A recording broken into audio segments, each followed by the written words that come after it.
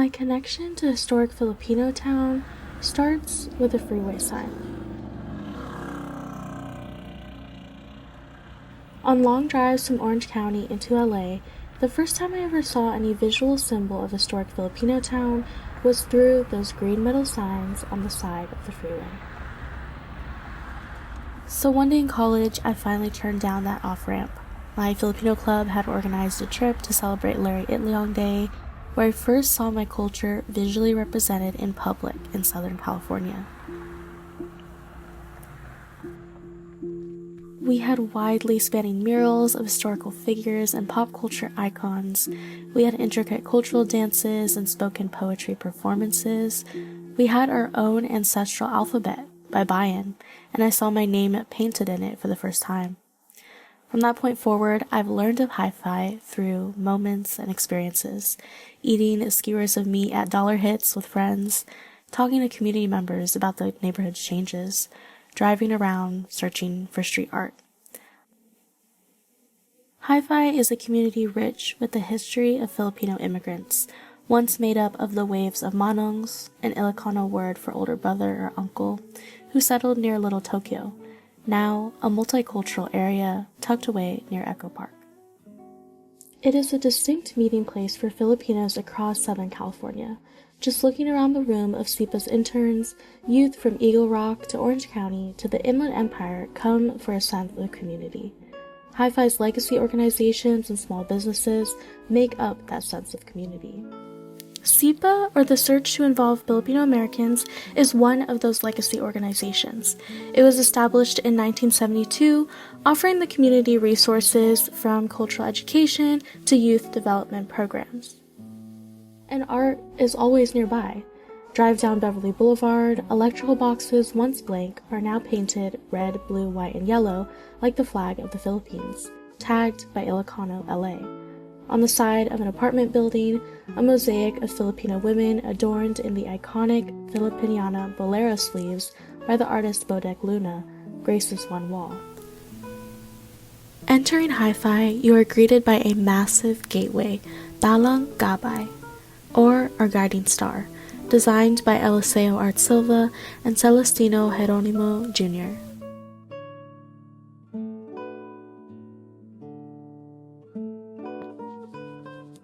I'm Camelia Heins, and you're listening to How Street Art Preserves the History of LA's Historic Filipinotown, a podcast made for SIPA's Community Media Lab with the intention to explore gentrification in Historic Filipinotown, also known as HiFi.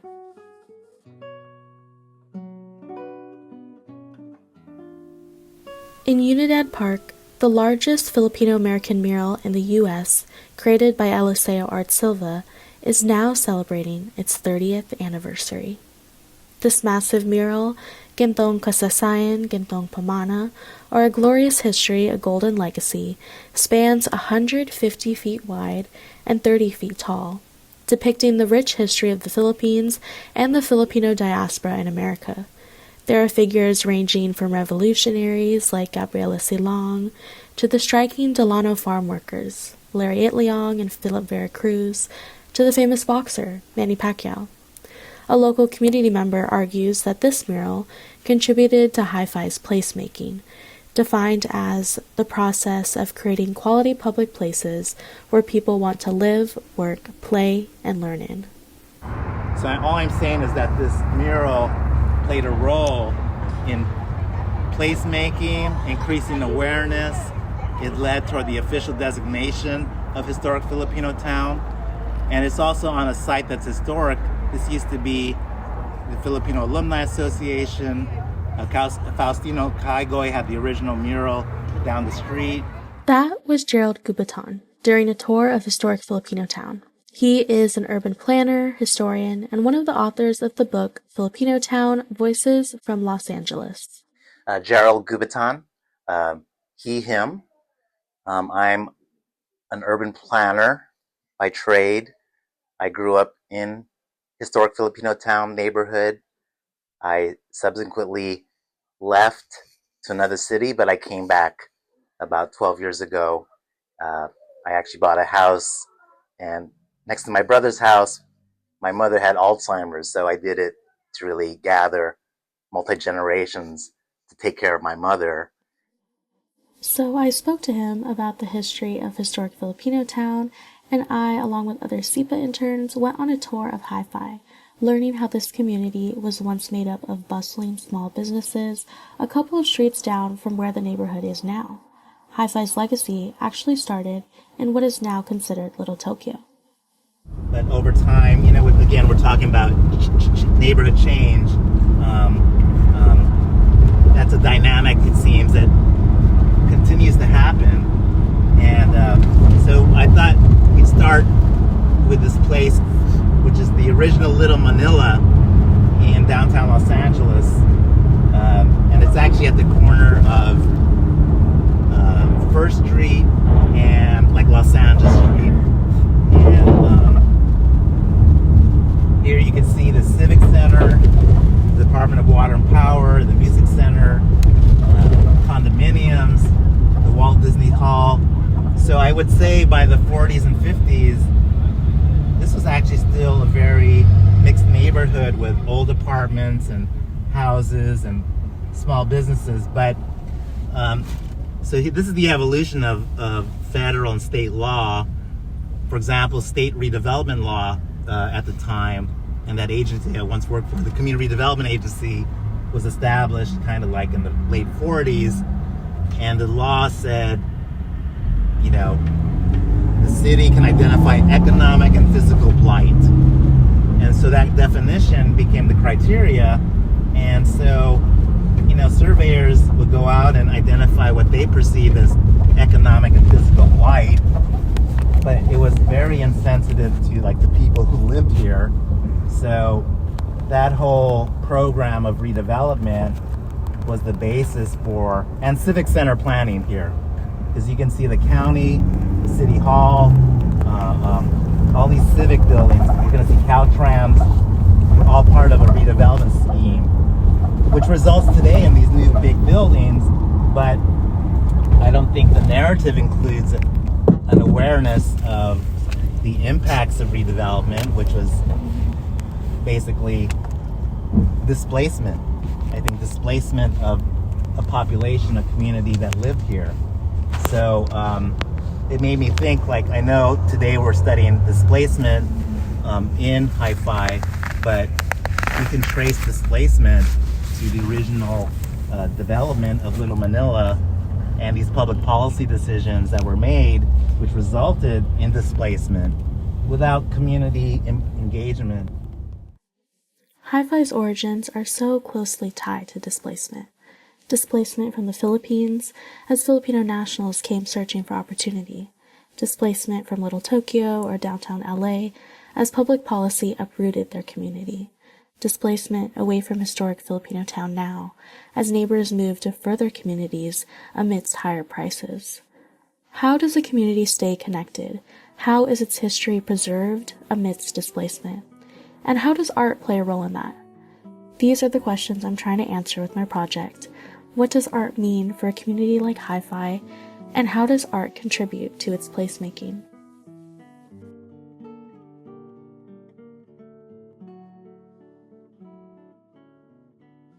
To answer these questions, I spoke to Gerald and 3 artists. Jamuna and Bboe are the visionaries behind Ilocano, LA, and recently finished up a mural for SIPA's office after a car crashed into one of the building's walls. My name is Bboe. I do a lot of graffiti art. I was born and raised in Los Angeles, and went to school all around here. I was raised by the LAUSD. Lived in LA all my life. Parents came out here in the 80s, and I pretty much was here all my life. My name is Jamuna. I go by she or her. And I'm Filipino, born and raised here.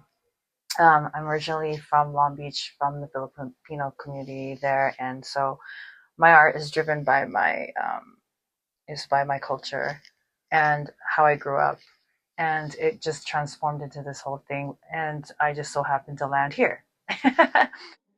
Maryrose Covarrubias Mendoza is a professor at Pasadena City College and one of the artists behind Mga Magigiting na Babae, Valiant Women, the mural honoring Pinays on the side of a restaurant on Temple Street. Hi, my name is Maryrose Covarrubias Mendoza, and I'm she, her, and the kind of art I do. Well, I actually, I don't have a short answer for this, but I know everybody's like supposed to have their like pitch, but I don't really actually have that. I primarily work with images that have already been in the world. So I do a lot of appropriation of like images that have already existed. And then what I tend to do is I take those images, I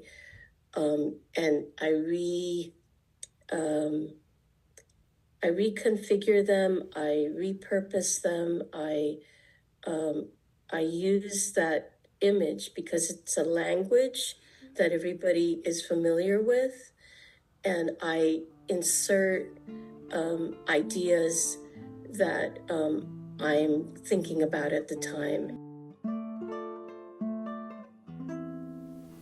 During our tour with Gerald, I learned that Eliseo Art Silva's famous mural in Unidad Park actually had a predecessor. There was a mural on Beverly and Union by a Filipino artist named Faustino Caigoy. On it depicted a Filipino family, 24 by 54 feet wide. I can only find 2 pictures of the mural, one of Caigoy working on it, and an old LA Public Library archive of Faustino Caigoy with LA City Council member John Ferraro in 1977. That mural is now gone, and new murals honoring the neighborhood's Filipino American history are appearing around the area. Since 1977, a lot has changed. HiFi is now a hotspot for developers looking to build luxury apartments, especially with the neighborhood's proximity to nearby Echo Park and Silver Lake. According to an analysis from the UCLA Law Review, another driving force lies in the area's, quote, abundance of modest older homes and aging apartment buildings subject to the Los Angeles Rent Stabilization Ordinance, or RSO, otherwise known as rent control. Although rent control is designed to protect renters from increases, many developers see it as an opportunity to gain profit in what they deem to be undervalued properties. There are around 620 buildings in HiFi that are subject to LA's RSO. In HiFi, art draws the community in. Community events frequently take place at Unidad Park. SIPA's own office displays art pieces, welcoming residents in as they check in for resources. And for Maryrose and the other street artists creating new murals in HiFi, folks became engaged in the practice itself, walking by and cheering them on. And then the students, so both Christina and I are professors at community colleges, and we solicited our students for this project. And the thing is that we were supposed to complete it a year ago, but because of some issues with the previous restaurant owner, etc., it was delayed. But the students, they hung on. They really wanted to do this. And not all of them are Filipino. There's only a handful that were Filipino. But they really believed in the project. And so, long story short, we would paint every day, and community people would be walking by, and they'd be rooting us on and telling us it was beautiful. And it was so amazing, to get the encouragement while we were painting, and the students loved it. And it wasn't easy working every day. Yeah.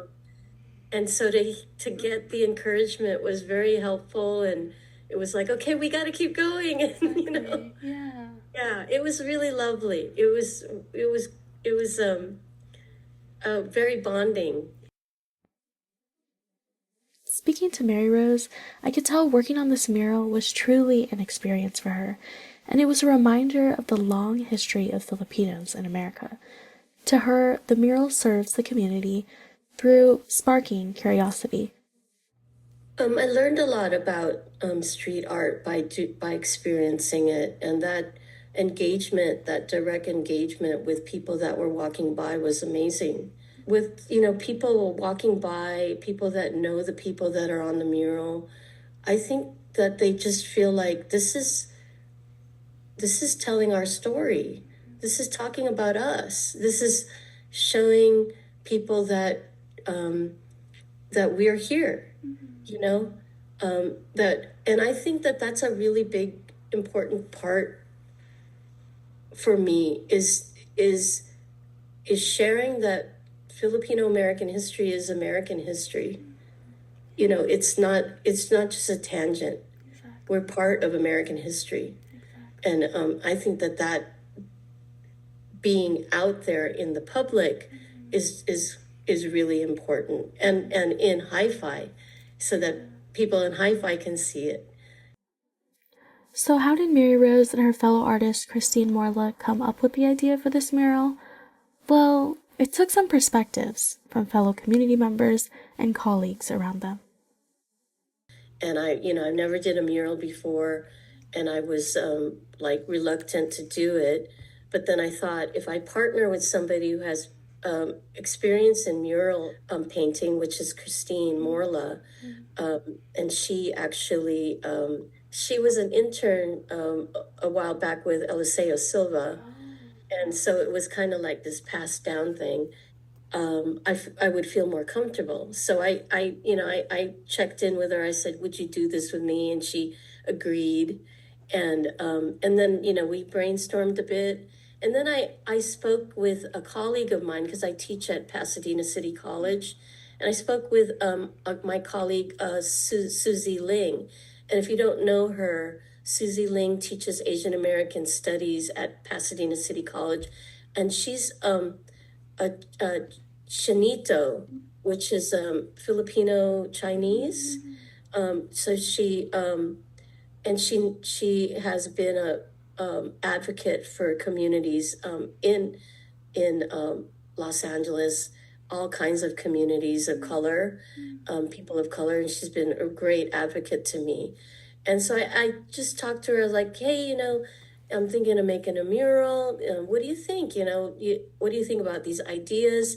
And she looked at my ideas, and she's like, this is great, Maryrose. And she's like, but it would be really great if we had a mural that highlights Filipinas.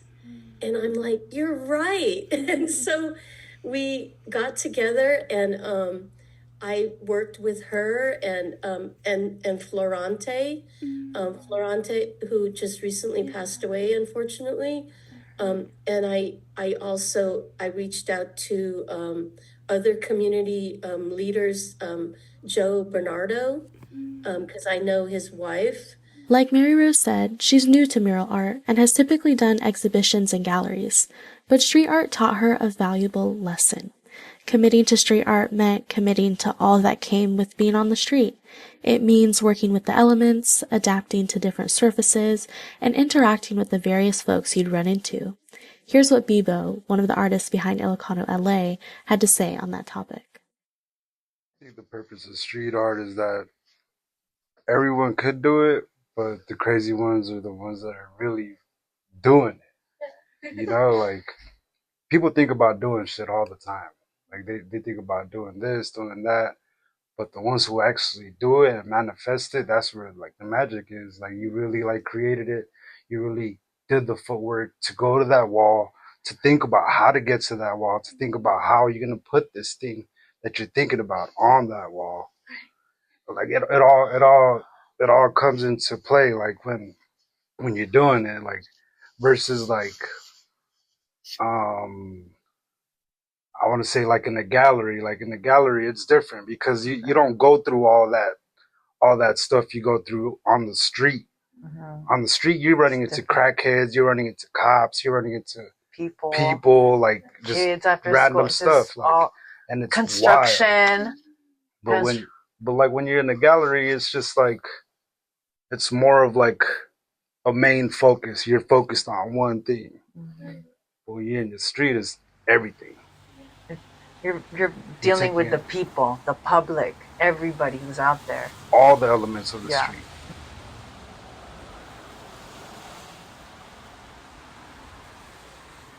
With Jamuna and Bboe's artistry, SIPA's office now has a vibrant mural out front. When a car crashed into the building, they took something terrible that happened and turned it into something beautiful. Hearing about their process behind the mural, it's filled with intention and drawing inspiration from the community around them. Okay, so basically with the idea, they told me what had happened. They said that a car had crashed. They told us what happened. They said a car had crashed into SIPA, and it wasn't very pleasant for the people of the community to see it. Like, it's very unwelcoming. It's very uninviting. And so therefore, when this opportunity came around for us, I thought, okay, like, it's SIPA, like just what SIPA is, what it stands for.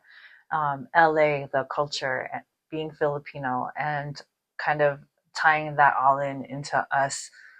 We're outside, you know what I mean? I paint outside, and we both do. And so bringing that in, I thought, okay, let me tie in, like our plants and our flowers. And so we placed the sampaguita on there, which is a very well-known flower of the Philippines. And then the women that's on there wearing the traditional clothing. And, the way that they look they're very confident, resilient. And being with that said, it's like, okay, bring some color into it, some vibrancy, the letters, and just kind of put it all together. And also tapping into like our original native script, which is the Babae. Going back and forth with SIPA, they just were with it. They're like, we love, we just want the flowers and this and that. I said, oh, okay. So it all works. And then I thought, okay, how do I tie it all in together? So it was just amount of placement, and stuff like that. So me and Bboe were going back and forth, like, what do you think of this? What do you, that's kind of the process. We'll show each other like, okay, what we think, what we like, or, what we would think would work. And yeah, it wasn't too long. They're pretty favorable to a lot, considering they've already seen our work. They've seen what we've done. They've seen the big mural that we did on Temple and Rosemont, and then also our other works that are around the city that they were really happy with. So the first thing was, we've seen the latest that you guys have done, which was really cool. I'm like, oh, okay. Sometimes as artists, we feel like we're the only ones who see it.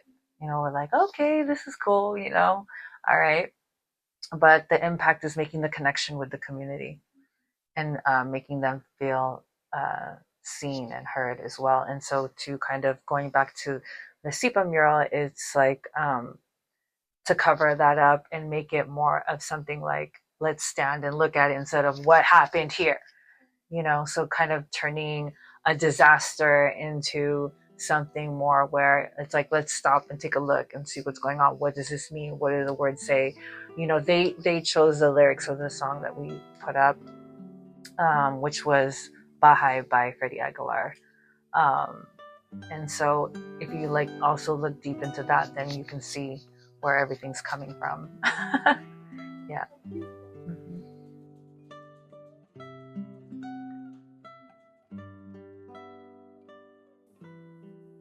Jamuna and Bboe were drawn to HiFi to spread their Filipino culture. In a way, their work was a declaration of existence, something I saw as a running theme throughout the murals in HiFi.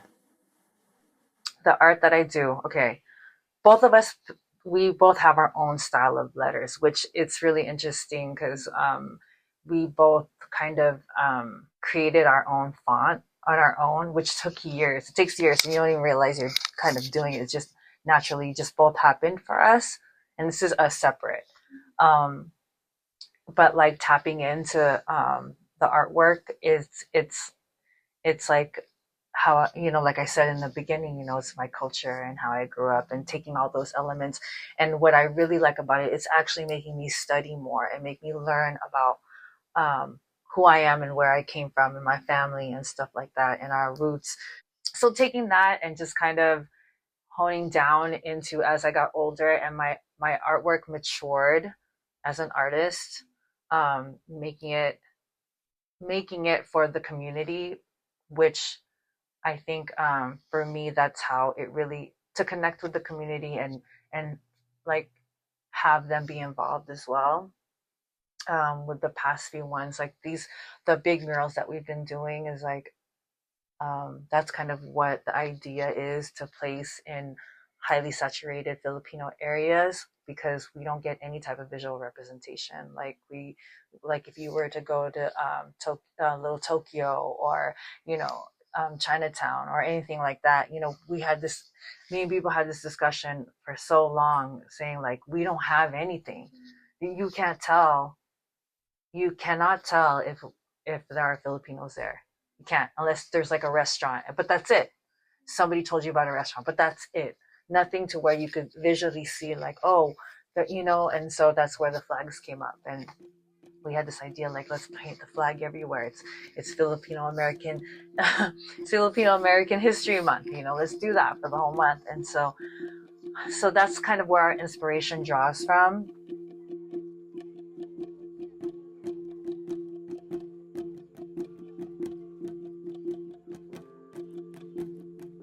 Speaking to these artists, I began to understand how different street art played a role within a community. Street art was this spontaneous, organic act that embedded an artist directly within the public. One of the cool things, too, that I really loved is as we were painting it, we would back up and look at it. And then Christine was like, hey, Maryrose, what do you think of putting Babae text up there instead of what we originally had?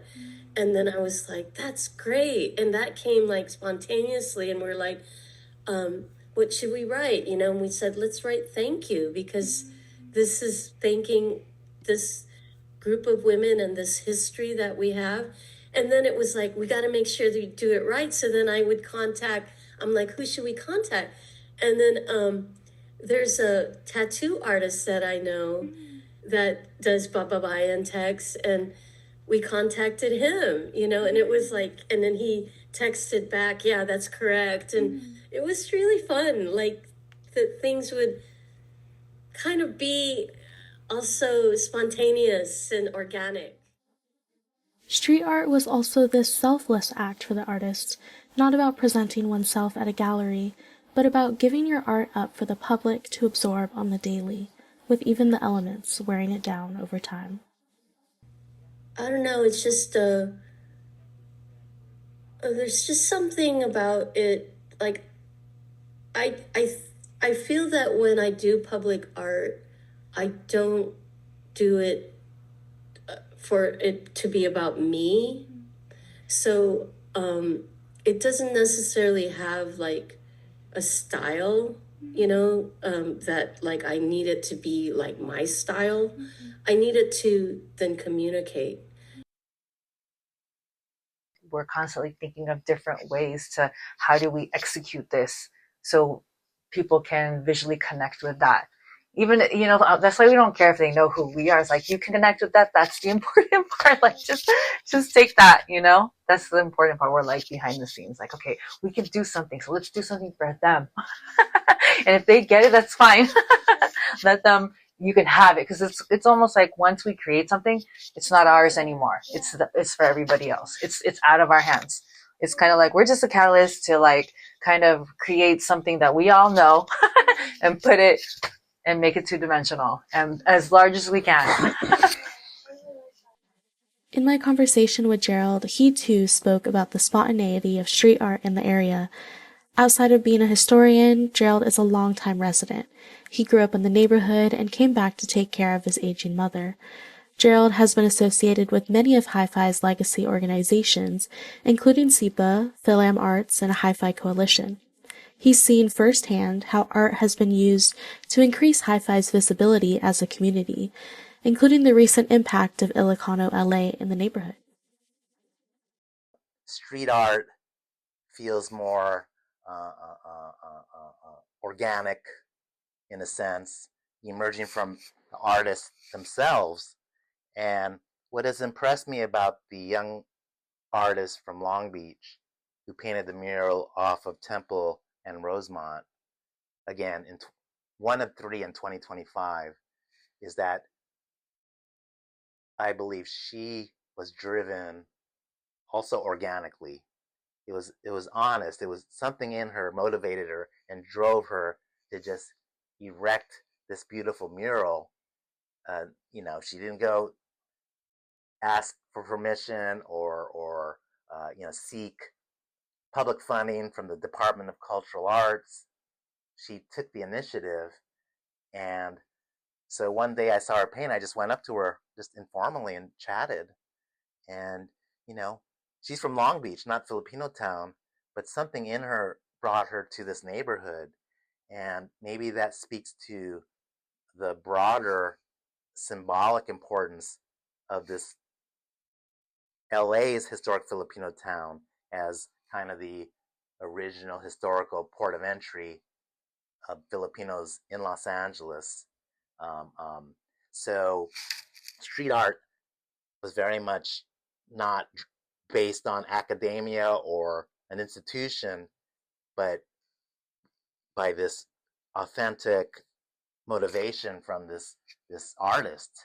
And I noticed driving up and down Temple Street, some unknown person has now painted all the utility boxes with images of the Filipino flag and saying Filipinotown. And literally, so I have an inkling who that is, but that was also like not a officially sanctioned artistic endeavor, but almost guerrilla art. And that imagery reinforcing along Temple Street, was almost taking a symbolic stand that this district exists here and I'm taking a stand. So I think I also had that same notion when the Filipinotown Gateway was erected in, I think, 2022. And that was a result of a community sentiment driven to establish a monument gateway that declared this community exists and this community is not invisible. It's like a very strong symbolic declaration of taking a stand in this community. Just as I've always said, the Filipino American mural on Beverly Blvd is the largest Filipino American mural in America. And we now have the largest gateway in America. So in my mind, these are very bold declarations that the community is not invisible, but has a history in this neighborhood. For the artists I spoke to, art was a means of connecting with the community. It was less about themselves and more about how the art would live on, carrying on the stories of the past and connecting it to the folks who lived and breathed in the air of the neighborhood. In HiFi, murals often act as a meeting point for the community. At Unidad Park, community events are hosted all the time, like the Larry Itliong Day Festival that first brought me to HiFi, or the mini HiFi Fest hosted by Kanto Corner that I visited back in December. Amidst kids playing at the playground, there were artists sharing poetry, a circle of vendors selling clothes and jewelry, and an abundance of free activities like crafts for kids and hand-painting a Babae mural with Ilocano LA. When I visited the launch of the Valiant Women mural, there was a live DJ, free food at Bamboo Bistro, boxes of free produce, and a panel of local historians. Lillian Ileto went into the phone booth and came out as a superhero, fighting for her son and against all violence. She spoke endlessly against hate crime and against prejudice When asked to make a public speech, she always did that. She reached out to gays and lesbians. She reached out to Jews and Muslims, and to African Americans and Latinos, who are all longtime victims. That was her bayanihan spirit. We are a community, and we do things together. So please, I'm so glad that Lilian Ileto is represented on the mural.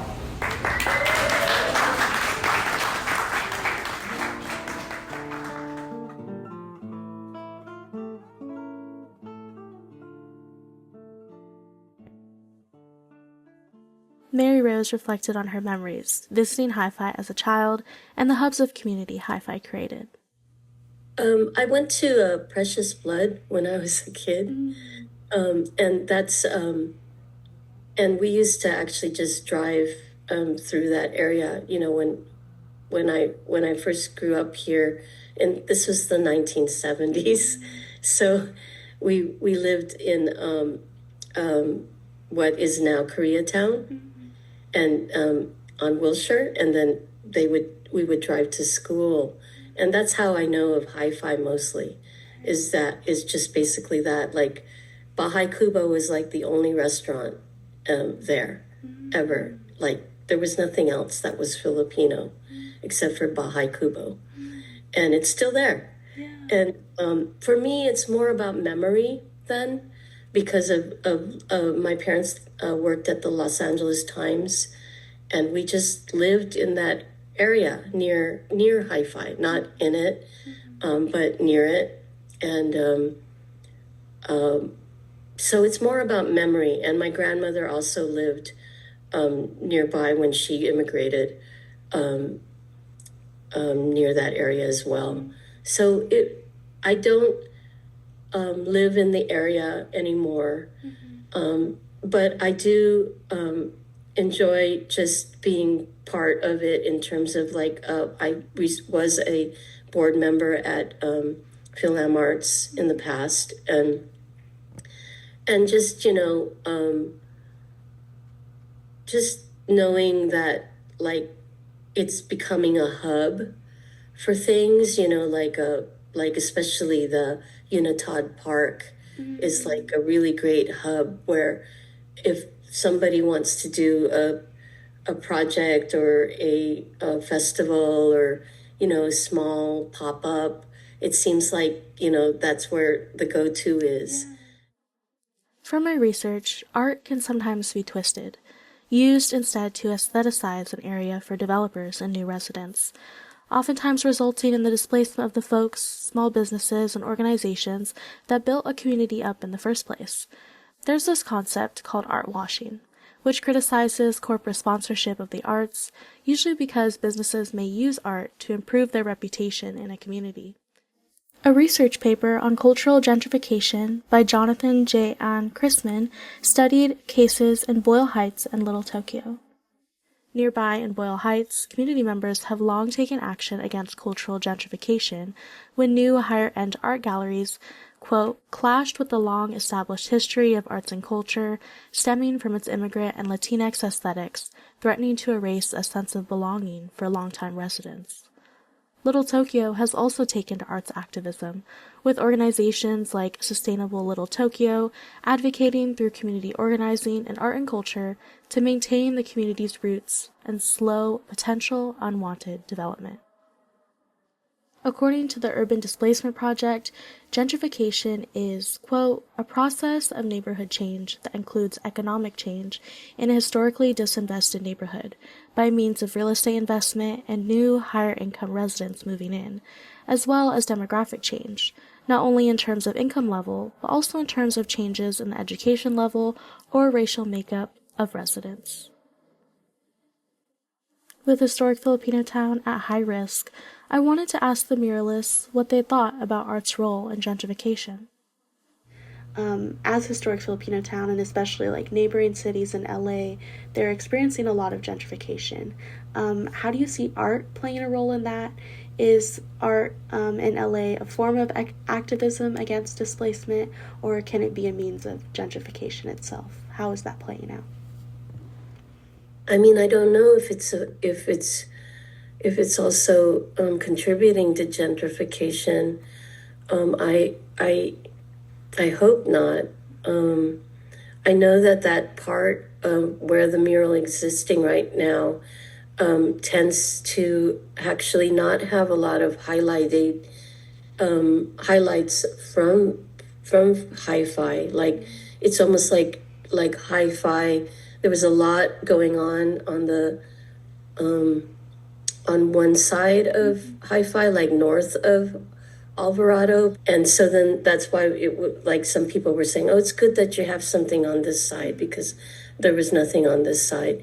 So I think that it's contributing to actually showing that this is still HiFi, but I'm not so sure, you know. It's really hard, that whole gentrification thing.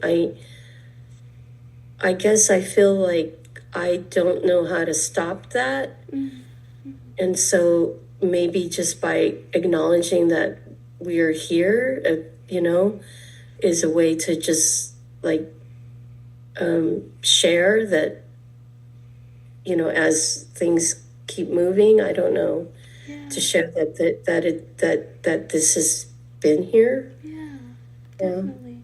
Yeah, it's a hard question, but I think you're right. Just like showing that, hey, Filipinos are here. We've been here. There's a history here, and especially spotlighting Filipino women, right? Like that's not something that I've ever seen, like in SoCal in California, probably in the country. So yeah, you have a good point there. Like, there's a lot of artists that are not from here popping up, like a bunch. Like, a lot of the art here actually is like people not from here. And there's a lot of artists that are from here that are not even discovered, and like the media and like social media and all that has a lot to do with it and like who but a lot of these people that have been living here have been doing sick art for a long time. They just don't have those connections or like the people like that are like making stuff.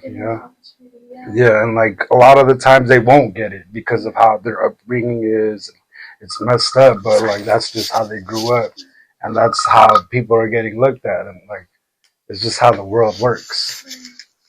I agree with him for sure. I see the gentrification for sure. Like the art, I honestly feel like it goes back to who is hiring them to do it, because they ultimately make the decision on what is being executed, who's doing it, why. And I don't necessarily think that everybody who has a business understands how important that is. So, how can we create street art that doesn't contribute to gentrification? For Jamuna, it's about supporting local artists and directly involving the community. I'm Filipino, and my whole thing is, like I said, putting some type of visual representation for us in all saturated communities with Filipinos. I'm doing that for the love of my culture and understanding it as a whole.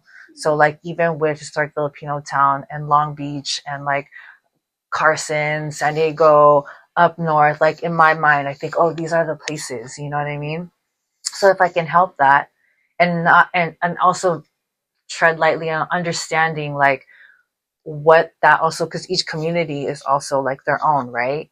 And so there's kind of like I tread lightly with that too, because I want to be respectful, and I don't want to come in and just do that. And if I could work with the local artists there and help them build for themselves, then great. You know what I mean? If they want me to do it, then that's fine. But my mission is to like spread like our culture in these communities. I think that's a big part of it, and especially in and the gentrification. I feel like, yeah, that's where it stands. It stands to who is actually hiring these people. Are they doing the homework on like where they're from, who it is, and like what they're actually trying to execute, or are they just doing it because, oh, my business will look better because they're gonna have a really nice mural and it's free for me, and it's free, And so if I give them the wall, then it's going to draw more attention to the business, like I think that's where the gentrification comes in, because it gets watered down to where like, oh, okay, like what is that? For free. Yeah, I'm getting something for free and it's going to bring business instead of, because I've seen it all over Long Beach.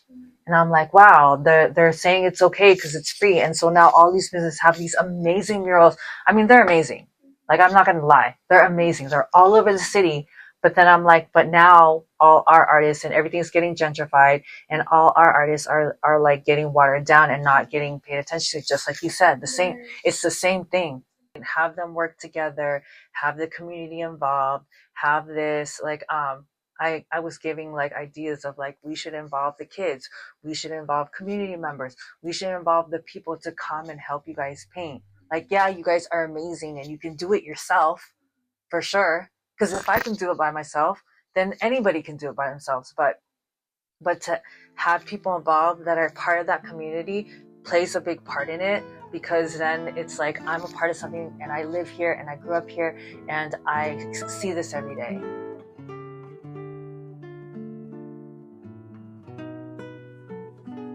Throughout this project, I kept thinking of how art is so layered, with its nuanced role in gentrification, with its ability to translate across languages, with its power and vibrancy.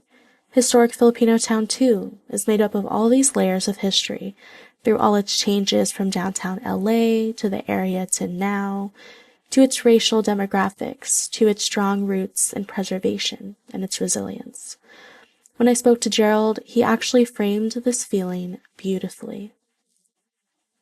One time we invited an academic, she's a professor at Long Beach, Cal State Long Beach, Linda Maram España, and she actually wrote a book on Little Manila. I think we invited her because we were celebrating the 50th anniversary of the Delano grape strikes, and that would be 2015. But I remember her talking about the concept of palimpsest, Palimpsest,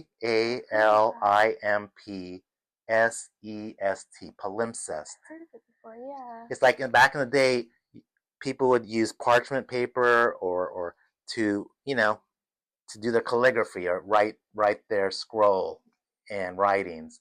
But over time, they would use the same parchment to have new writings. So you would have different layers of writings on the palimpsest. So I think her point was, we have different layers of history that have played out. And today, what can be a relevant and meaningful expression of community on these different layers of history? I mean, one could be art. I think definitely art, community organizing, addressing the gentrification issue, definitely. So anyway. I really love that analogy. Yeah, Yeah. That's a beautiful story, especially what you talked about in the beginning, how HiFi originated. Being originally Little Manila near where Little Tokyo is now, and then moving. Palimpsest. By reaching back into history, into this unique way of preserving past writings, I understood art's meaning in Historic Filipinotown. It is the layers and layers of collective struggle, of joy, of care, of what stood before us and the layers that will come after us. That is what makes Historic Filipinotown and its murals so special.